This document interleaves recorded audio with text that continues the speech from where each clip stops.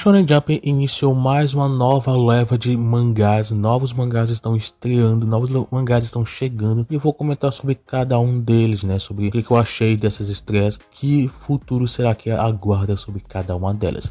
Vai ter um vídeo para cada um dos 3 mangás. Eu vou começar primeiramente com Goron Eng, né, que é o mangá que eu vou comentar nesse vídeo, todos os destaques, todos os principais pontos que podemos tirar desse mangá.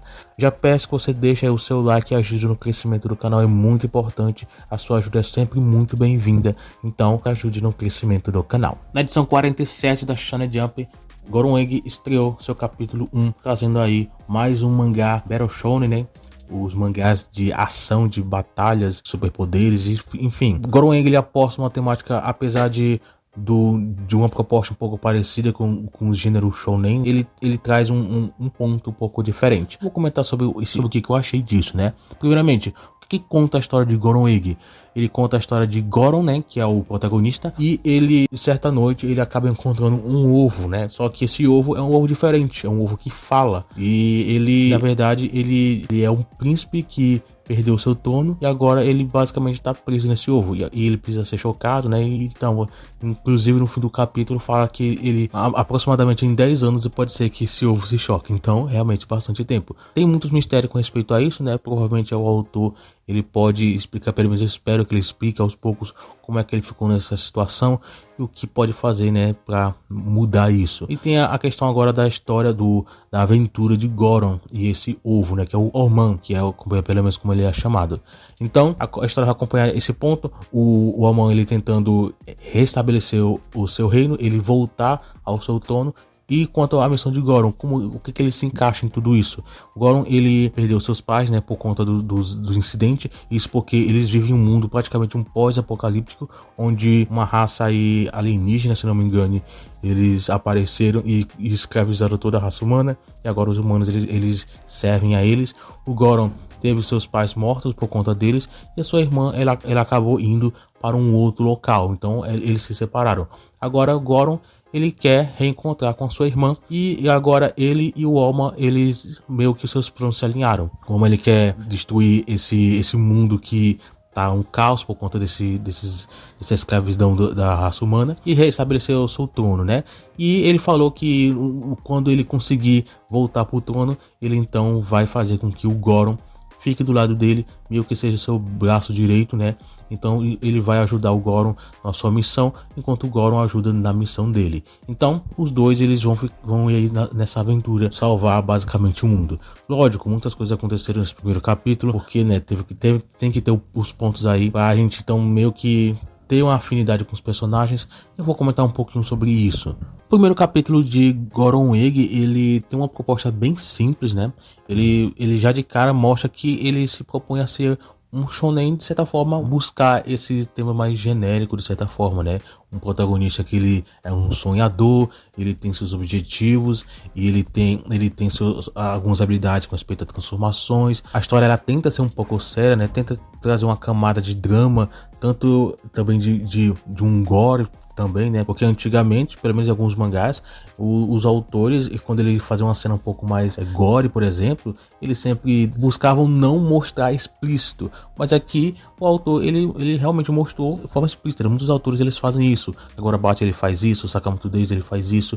Então isso está se tornando de certa forma uma moda, né? Talvez porque tá sendo algo que atrai os leitores, né? Essa forma de ser um pouco mais explícito em certas coisas. Goron Eng, ele fez isso. Lógico, não tô dizendo que o Goron Eng ele é um mangá que ele é sempre sério nesse quesito. Ele é um dark em vários pontos, em lutas, em desenvolvimento. Não, mas o autor, ele, pelo menos nesse capítulo 1, ele usou como um choque, né? Pelo menos eu entendi dessa forma. Mas Goron Eng, ele é bem simples, né? Na sua história. Ele não apresenta nada tão especial assim, mas ele basicamente anda na camada mais simples, né, de contar a sua história. Até então, dos 3 mangás, né, que já estrearam todos os 3 mangás, Goron Eng foi o mangá que eu mais vi pessoas reclamando, falando mal, e muita gente já colocando como um provável a ser cancelado. Então eu também tenho meus pontos com respeito a isso, né? Eu não acho que Goron Eng teve uma grande estreia. Eu não acho que Gurren Lagann foi a melhor estreia dos mangás. Pra falar a verdade, eu também acho que o mangá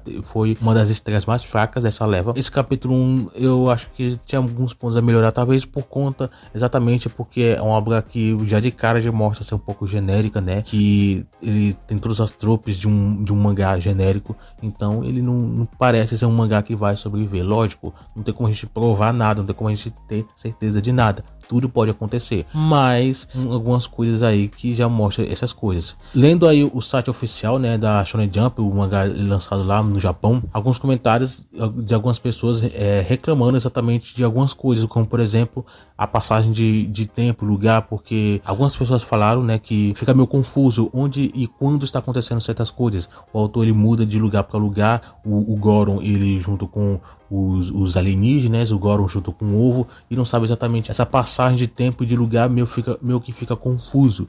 Algumas pessoas reclamaram da arte, mas eu acho que a arte é um ponto bem subjetivo, porque não é algo que implica no desenvolvimento da obra, mas logicamente, né, a arte ela chama bastante atenção. Se a arte é fraca, logicamente vai ser já o primeiro ponto a fazer os leitores se distanciarem. Então realmente, de certa forma, por mais que na minha visão isso não seja um ponto que agregue muita coisa, ainda assim é algo a ser observado. Tem a questão de design de personagem, né, que eu também acho bem nada a ver ser levado em consideração, mas eu acho que um ponto real é realmente a história em si, por si só, né, porque foi algo que não é algo tão chamativo. A missão por si só, a aventura, né, a chamada para ação, né, que como é dito, não é algo que me chame tanta atenção. Agora o Ego ele faz o simples, mas eu acho que precisava melhorar um pouco mais. Eu esperei que o capítulo 2 pudesse apresentar algo a mais, mas ele basicamente não desenvolveu tanta coisa, né? Ele só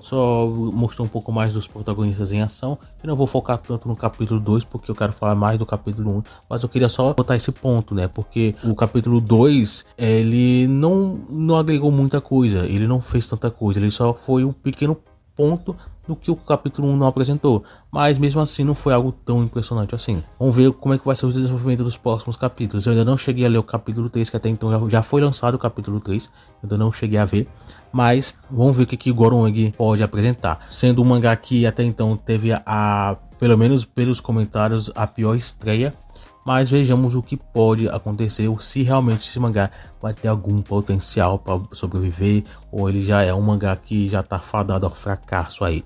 Existem muitos mangás que muita gente reclamou, mas conseguiram sobreviver. Eu tenho um grande exemplo, dois exemplos no caso, né? Que é o No Exorcist e o Kill Blue, que de início, os primeiros capítulos, eu vi muita gente reclamando, mas eles conseguiram sobreviver, tanto que eles estrearam na mesma leva, e mais outros dois estrearam, que foram o Dora Try e o Temaku Cinema, que inclusive esses dois mangás eram mangás ditos como mangás que poderiam sobreviver, mas foi o completo oposto. Esses dois mangás eles foram cancelados, e os dois mangás que eram ditos que seriam cancelados, eles sobreviveram. Então a opinião do público muitas vezes não quer dizer muita coisa, mas aí então a gente tem que observar se a obra realmente ela tá agradando o público, né? Como é que o público está recepcionando. Então Gurren Lagann, por mais que muitas pessoas comentem que não tá tão legal assim, temos que ver a recepção no Japão. Lógico, pelos comentários que eu falei, as coisas não estão tão legais assim. Muitos dos comentários foram bem negativos com respeito a Gurren Lagann. Então pode ser que as coisas realmente não se deem tão bem assim, mas vejamos como é que vai acontecer, se realmente tem esse potencial todo ou não. Gurren Lagann pode ser que não sobreviva, mas eu quero saber a opinião de vocês também. Se vocês acham que Gurren Lagann é tudo isso, ele foi um fracasso realmente, ou ele tem algum mínimo potencial aí. Ao meu ver, a minha opinião pessoal é que Gurren Lagann não é tudo isso, mas vamos ver o que pode acontecer, né? Quando sair o volume 1, eu vou estar comentando aqui no canal, que inclusive toda semana eu comento sobre tanto esses mangás novos quanto os mangás já frequentes na Shonen Jump. Vou comentar, continuarei comentando, então acompanhe o canal para você não perder nenhuma dessas novidades. Mas ao todo, né, Gurren Lagann é isso que a gente tem que falar sobre ele. Quero saber a opinião de vocês também agora. De qualquer forma, é isso, né? Vejamos se o mangá vai sobreviver na revista. No próximo vídeo eu vou comentar sobre o Tonari no Osoegawa, que é o outro mangá que estreou, e depois o que estreou essa semana, né? Então ainda vão ter mais 2 vídeos de primeiras impressões dos outros 2 mangás. Já deixo aí já avisado para você não perder, né? Então se inscreva aqui no canal para você não perder nenhum desses conteúdos. E é isso de qualquer forma. Eu fico por aqui e a gente então se vê no próximo vídeo.